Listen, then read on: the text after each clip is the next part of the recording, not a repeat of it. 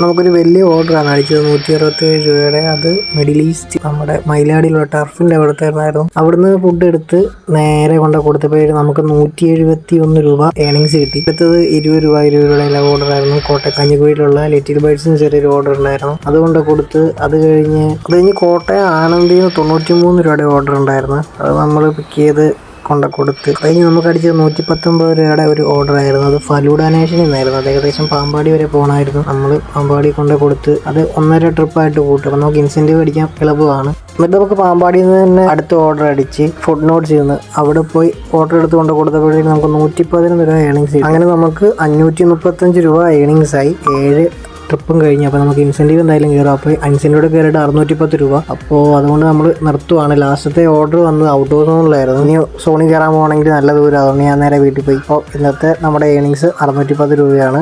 നിങ്ങൾക്ക് part time ആയിട്ട് സ്വിഗ്ഗിയോടെ താല്പര്യം